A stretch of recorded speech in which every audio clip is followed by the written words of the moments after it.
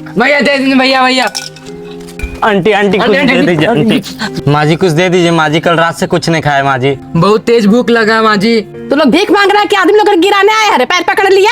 माँ जी दे दीजिए माँ जी, सुबह से कोई नहीं दिया माँ जी। तो लोग अच्छा खासा घर के लगता है, काहे सब काम करता है, भीख मांगता है। बहुत लंबा कहानी है माँ जी, हम लोग का हालत बहुत खराब है। ठीक है, पैसा तो नहीं दे सकते हैं बाबू, लेकिन खाना खिला देंगे। चलो मेरे साथ, चलो चलो मेरे साथ चलो।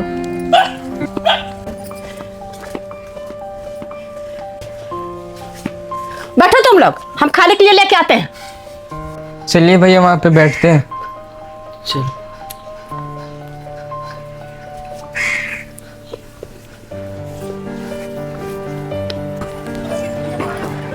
अरे बाबू, तुम लोग नीचे काहे बैठी है, ऊपर बैठो, ऊपर बैठो।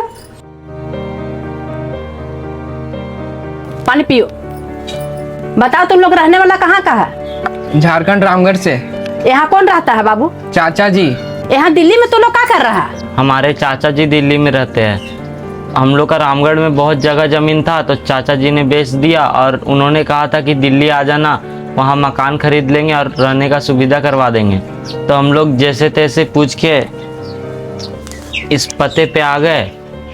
चाचा जी हमारे कहीं यहीं आसपास रहते हैं। ये पता कौन लिख करके दिया? ये एड्रेस हमारे चाचा जी लिख के दिए थे और उन्होंने बोला था कि जब भी दिल्ली आओगे तो इस पते पे पहुंच जाना। और हम लोग सुबह से ये एड्रेस को ढूंढ रहे हैं पर अभी तक मिला नहीं, लेकिन हमें पूरा विश्वास है कि हमारे चाचा जी आसपास में होंगे, हम खोज लेंगे। देखो बाबू, बुरा मत मानना, ये जो एड्रेस लिखा हुआ है ना, ऐसा कोई जगह यहाँ नहीं है। माँ जी आप ये क्या बात कर रहे हैं? आप अच्छा से पढ़िए, हमारे चाचा जी लिख के दिए और ये एड्रेस यहीं कहीं आसपास में है। हमारे चाचा जी बोलते थे कि अगले हफ्ते आ जाओ, अगले महीने आ जाओ। तो गरीब आदमी है माँ जी, हम लोग जैसे तैसे पूछताछ के हम लोग यहाँ तक आ गए और जो पैसा था वो भी खत्म हो गया। अच्छा रुको रुको, राजा। हाँ मम्मी। अरे ये लोगों ने एड्रेस ढूंढ रहा, थोड़ा बता दो ना। इस नाम का एड्रेस तो यहाँ पे है ही नहीं। भैया जी ये चाचा जी लिख कर दिए थे और उन्होंने कहा था कि ये एड्रेस पे आ जाना, मेरा घर यहीं है। देखो हम अच्छे से पढ़ लिए, ये एड्रेस यहाँ का है ही नहीं। हम यहाँ 6 साल से रह रहे हैं और अभी तक यहाँ पे हमको इस नाम का एड्रेस मिला ही नहीं है। ये एड्रेस गलत है। देखो तुम्हारे चाचा जी जहाँ भी हैं वो चाहते नहीं है कि तुम लोग उनके पास पहुँचो। तुम लोगों के साथ फ्रॉड हुआ है। आप क्या बात कर रहे हैं? हमारे चाचा जी ने कहा था कि ज़मीन बेच के हमें पैसे देंगे। आप बोल दीजिए कि ये बात झूठ है। अरे भाई मुझे क्या करना, तुम जिस तरह से कहानी बता रहे हो, तुम्हारी ज़मीन बिक गई, तुम्हारे चाचा ने तुमसे वादा किया कि तुम्हें पैसे देंगे और तुम्हें लगता है जो इंसान एड्रेस तक गलत बता सकता है वो तुम्हें पैसे लौटा कर देगा। और हाँ, तुम्हारे चाचा जी अगर यहाँ पे होते तो तुम सुबह से शाम तक ऐसे भटक नहीं रहे होते। तुम्हारे चाचा जी सही नहीं है। और तुम लोगों ने इस नंबर पे कॉल किया? कॉल किए थे भैया, लेकिन बंद बताया। ठीक है, सुनो एक काम करो, तुम लोग चलो मेरे साथ मेरे ऑफिस। वहीं पास में ही एक मेरा दोस्त है जो वकील है, वो तुम लोगों की मदद ज़रूर करेगा। भैया चलते हैं। देखो हम असिस्टेंट से बात किए अपना, वो वकील से बात कर रहा है। वैसे तुम लोग ये बताओ कि तुम लोगों का जो ज़मीन था वो कितने का था? हम लोग का लाखों का संपत्ति था उनके पास, अब सब कुछ बिक गया, हम लोग के पास कुछ भी नहीं बचा। तो तुमने ज़मीन बेचकर उनको पैसे क्यों दिए? उन्होंने कहा था कि शहर में घर बनाएंगे, तो हम लोग मान लिए। अरे पर तुम इतना विश्वास कर लोगे? वो क्या है ना साहब, कुछ सालों पहले हमारे माँ बाप का देहांत हो गया था और उन्होंने हमें पाला पोसा और इतना बड़ा किया, तो हम अपने से भी ज़्यादा हम अपने चाचा जी पे विश्वास करते हैं। क्या पता तुम्हारे चाचा जी ने तुम लोगों को इसीलिए पाल पोस के बड़ा किया ताकि वक्त आने पर तुम्हारी ज़मीन बेचकर वो अपना पैसा निकाल सके। वैसे भी आज के ज़माने में कौन रिश्ता निभाता है, भाई भाई का नहीं होता। क्या पता तुम्हारे चाचा जी को एक मौका मिला हो और वो तुम्हें धोखा दे रहे हो।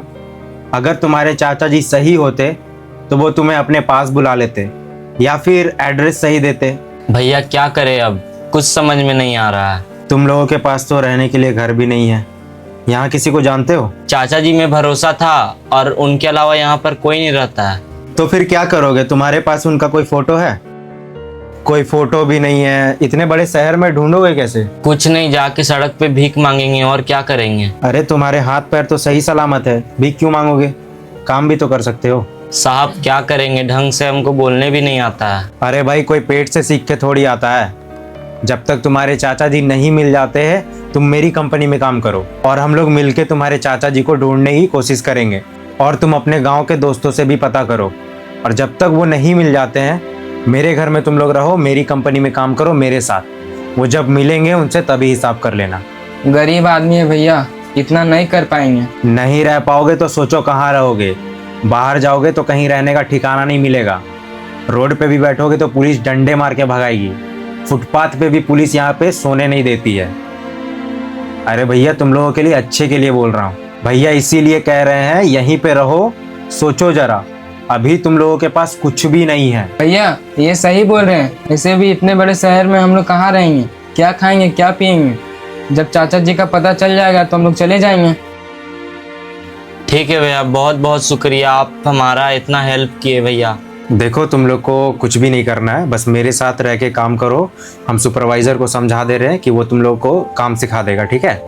और उसके बाद फिर तुम लोग कुछ दिन के बाद अपना रूम ले लेना, वहाँ पे शिफ्ट हो जाना। फिलहाल ऑफिस में 3 रूम है, वहीं पे खाना बनाओ, अच्छे से रहो, कोई दिक्कत नहीं है। हमसे जितना हेल्प होगा हम करेंगे, ठीक है। साहब हमारे पास तो अभी पहनने के लिए कपड़े भी नहीं है। अच्छा ठीक है, कोई बात नहीं। ये लो कुछ पैसे रखो, दोनों अपने लिए कपड़े खरीद लेना। बहुत बहुत धन्यवाद भैया आपका, आप हमारा इतना हेल्प किए और आज पता चल गया कि सच में इंसानियत अभी भी जिंदा है।